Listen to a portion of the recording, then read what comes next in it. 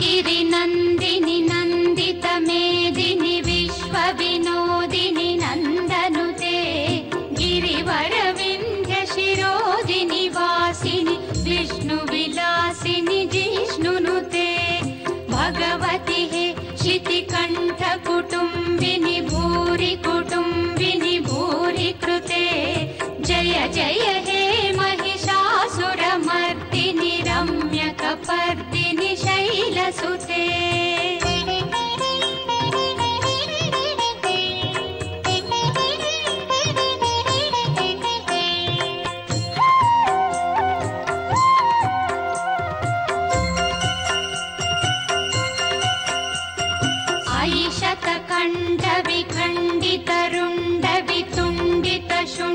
गजाधिपते रिपुगजगण्ड विदारणचण्ड पराक्रमशुण्ड मृगाधिपते निजभुजदण्ड निपातित खण्ड विपातित मुण्ड भटाधिपते जय जय हे महिषासुरमर्दिनि रम्यकपर्दिनि शैलसुते जय जय हे महिषासुरमर्दिनि रम्यकपर्दिनि शैलसुते जय जय हे महिषासुरमर्दिनि रम्यकपर्दिनि शैलसुते తల్లి నీ వ్రతం చేసుకుంటే పరిస్థితులు చక్కబడి సుఖ సంతోషాలు కలుగుతాయట.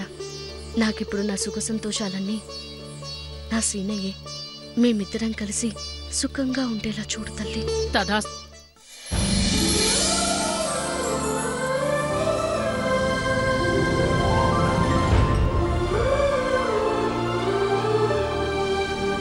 ఏంది పద్మావతి గట్లనే చూస్తున్నావు?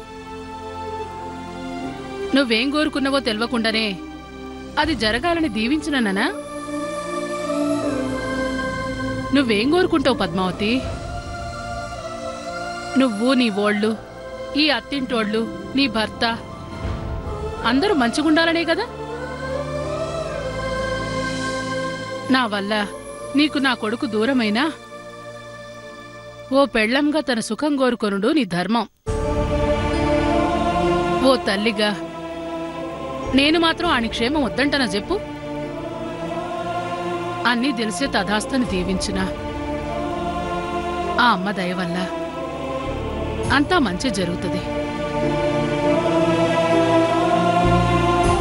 దీర్ఘ సుమంగళి భవ.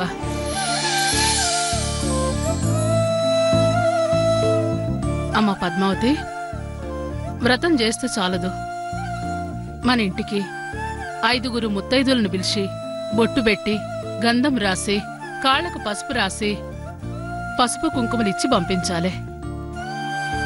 తాంబూలంలో ధనలక్ష్మినంటే పైసలు పెట్టి ఇయ్యాలి. కడుపు నిండా భోజనం పెట్టాలి. ఆ ఏర్పాట్లన్నీ నేను చూసినా గాని నువ్వు పోయి ఆ పనుల్లో ఉండు. పో.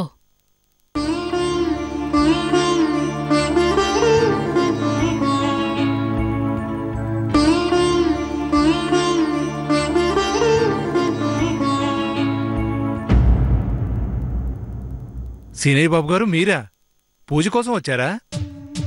లేదు పంతులు గారు, ఈ నవరాత్రి వేడుకల పనుల్లో నా వంతు సాయం చేయాలని వచ్చాను.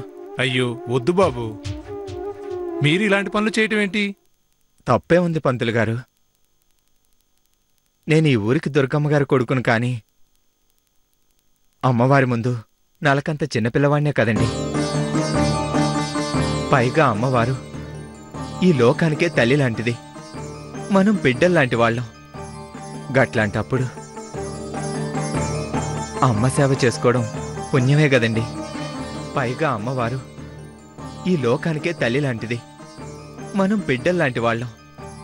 గట్లాంటప్పుడు అమ్మ సేవ చేసుకోవడం పుణ్యమే కదండి. కన్న తల్లికి సేవ చేసే అదృష్టం ఎట్టాగు పోయింది. కనీసం లోకమాతకు సేవ చేసుకునే భాగ్యమైనా నాకు రావాలి. అమ్మా తల్లి, నీదే దయ.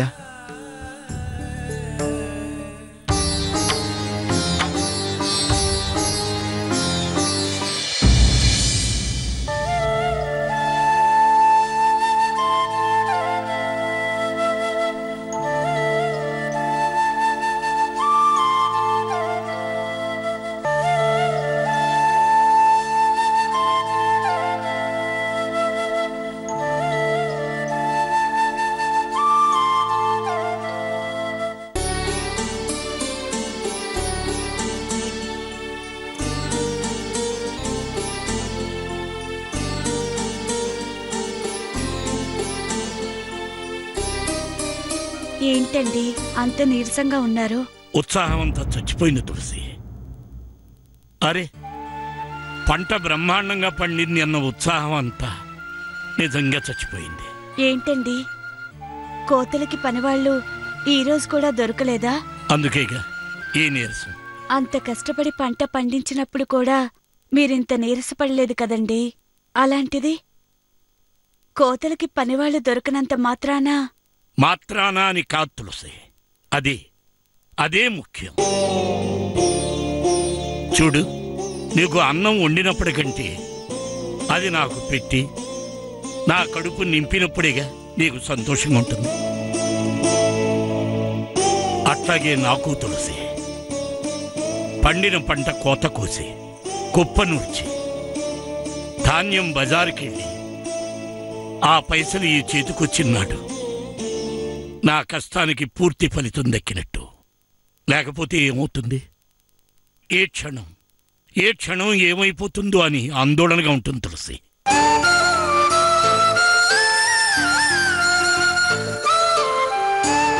ఏమవుతుందండి?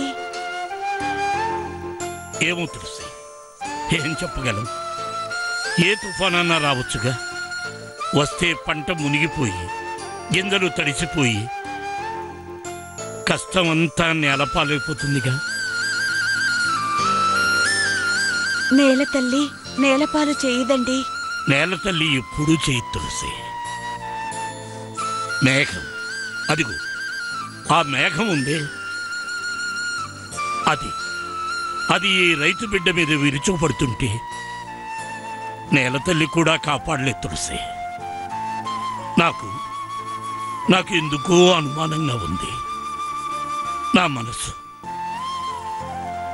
మనస్సు ఎందుకో కీడు శంకిస్తుంది. ఏదో జరుగుతుంది అని అనిపిస్తుంది. మీరు అనవసరంగా మనసు పాడు చేసుకోకండి. ఏ అడ్డంకి రాదులేండి. సత్యం,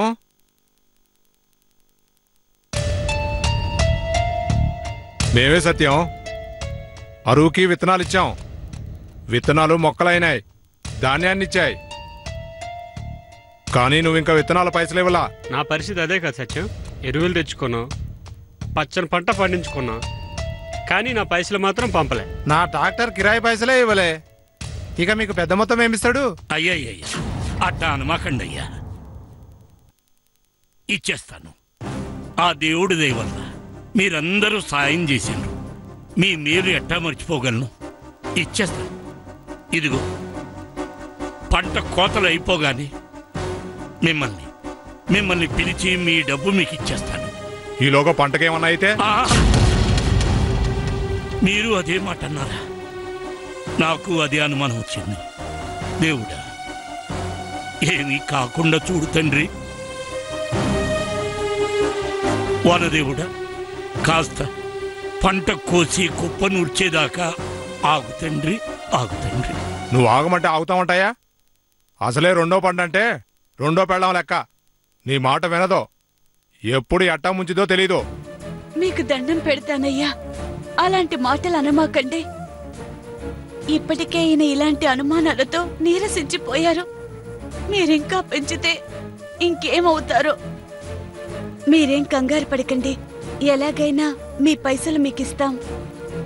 ఆ మాట అన్నావు మంచిగున్నదమ్మా, అంతేగాని పంట మీ పైసలు ఇస్తామని మాత్రం చెప్పొద్దమ్మా. నేను కూడా అదే చెప్తున్నా. పంటకి పైసలకి సంబంధం ఎట్లా? తొందరగా ఇచ్చేయాలా? నా మాట కూడా గదేనయ్యా. పంటతో మాకు పని లేదు. పంట ఏమైనా మాకు మాత్రం పైసలు ఇవ్వాలా. అట్లా అనమాకండి. ఇస్తామయ్యా. మళ్ళీ అదే మాట అనమాకండి. ఇస్తాం. పంటతో పని లేకుండానే మీ పైసలు ఇస్తాం. తులసి, వెళ్ళిరండి అయ్యా. ఆ మాట అన్నావు మంచిగున్నది. పదండ్రా పోదాం.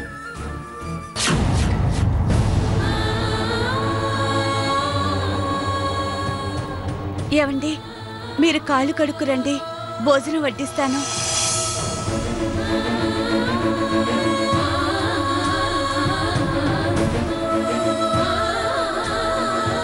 పంట లేకుండా పైసలు ఎలా ఇస్తాం?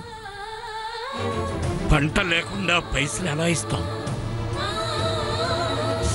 ఆ సత్యంతో ఇప్పుడే మాట్లాడినామమ్మా, పైసలు అడిగినాం. పంటతో సంబంధం లేకుండా పైసలు ఇచ్చేస్తా అన్నాడు. ఇంకేం పర్వాలేదమ్మా, మీరేం బెదిరించనక్కర్లేదు, మా పని అయిపోతుందిలే. పంటతో సంబంధం లేకుండా పైసలిస్తా అన్నాడా? అవునమ్మా, ఏం పర్లేదు, మీరేం బెదిరించిన అవసరం లేదు, మా పని అయిపోతుంది. ఉంటామమ్మా.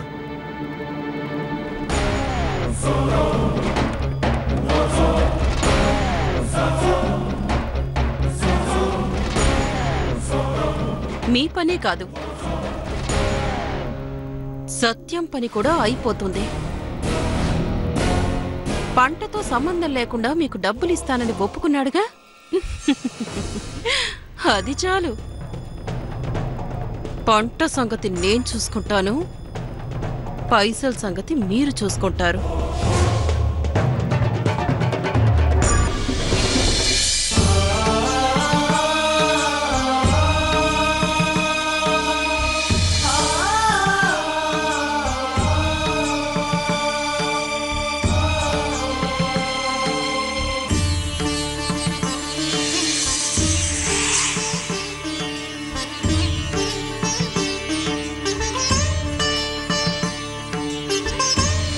తల్లి,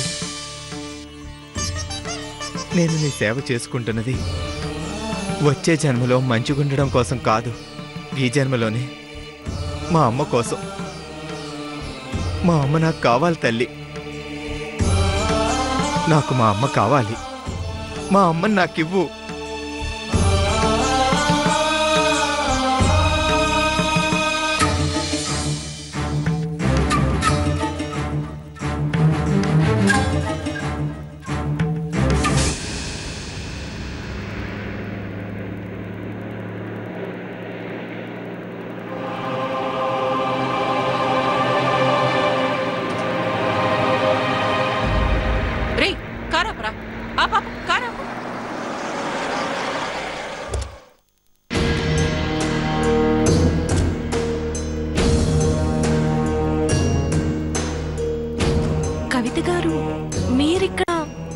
బాగున్నావా చిన్నపద్దు? పెళ్ళైపోయిందంటగా? అంతా మీదయ్యేనండి. ఆ రోజు మీరంతలా చెప్పుండకపోతే నేను తెగించేదాన్నే కాదు. నా తెగింపు వల్లే నా ప్రేమ ఫలించింది. నా కృష్ణ నాకు దక్కాడు. మీరే లేకపోతే ఈరోజు మాకీ జీవితం ఉండేదే కాదు. అయ్యో, నాదే ఉంది చిన్నపద్దు, అంతా దేవుడి దయ. పెళ్ళిళ్ళు మనం పుట్టినప్పుడే నిర్ణయించబడతాయట. కనుక మీ పెళ్లికి నేను కారకురాల్ని కాదు, అంతా దైవ నిర్ణయం ప్రకారమే జరిగింది. పోనీలే, ఎలా జరిగినా హ్యాపీగా ఉన్నారుగా? లేమండి. లేరా? ఇంకేంటి సమస్య?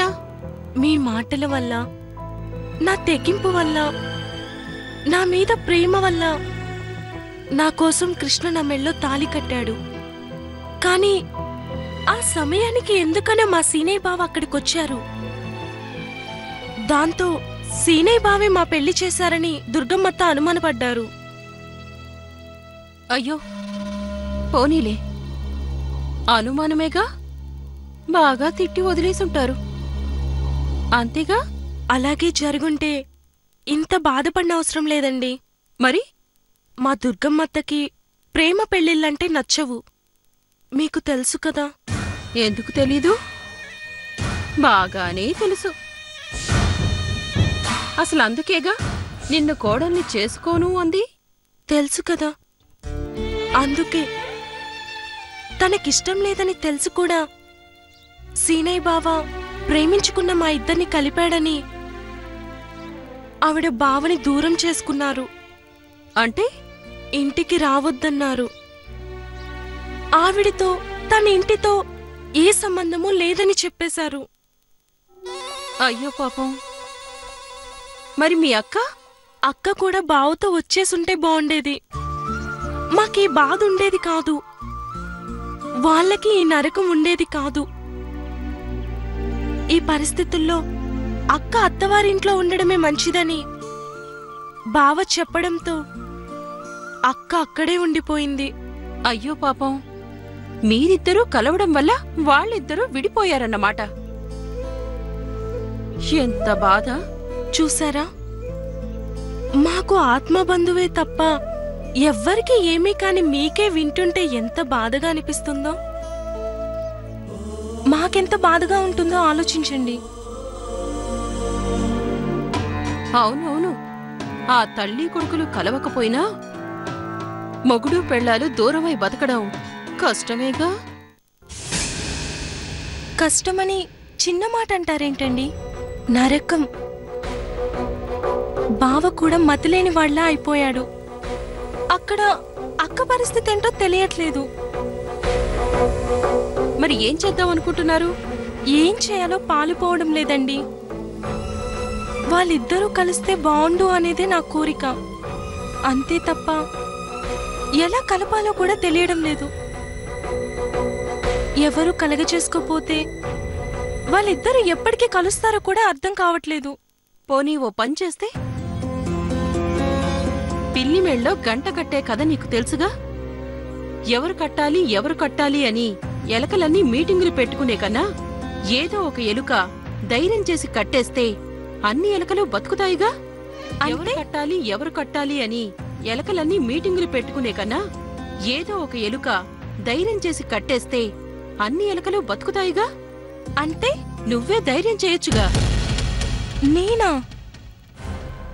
అవును చిన్న పద్దు, మీ అక్క కాపురం బాగుపడ్డం కోసం ఆ మాత్రం రిస్క్ చేయలేవా? వాళ్ళు కలిసి సుఖపడితే నీకు సంతోషమేగా, మీరు సుఖంగా ఉంటారుగా. కానీ నాకంత ధైర్యం ఉంది చిన్నపద్దు, నీకు చాలా ధైర్యం ఉంది. కానీ దాన్ని గుర్తు చేస్తూ నిన్ను ఎంకరేజ్ చేయాలి. అలా నేను చేశాను కాబట్టి తెగించి నీ కృష్ణాని దక్కించుకున్నావు. అలాగే అదే ధైర్యంతో ఇంకో అడుగు ముందుకు వేసి మీ అక్క కాపురం చక్కదిద్దు. ఏం చేయమంటారు? గుడ్, ఇలా అడిగావు, బావుంది. సింపుల్, నేను చెప్పినట్టు చెయ్యి చాలు.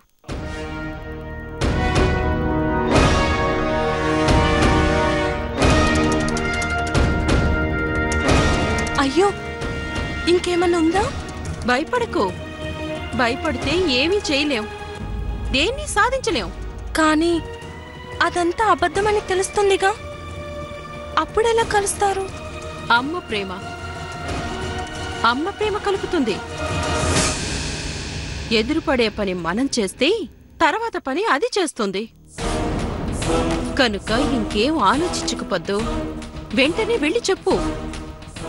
ఈరోజే దసరా నవరాత్రులు మొదలయ్యాయి. మంచి రోజు కనుక డౌట్ పడకు, అంతా మంచి జరుగుతుంది.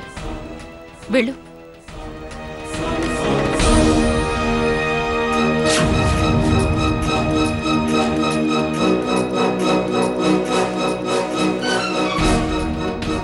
మంచి కాదు, ఇంకాస్త చెడు జరుగుతుంది.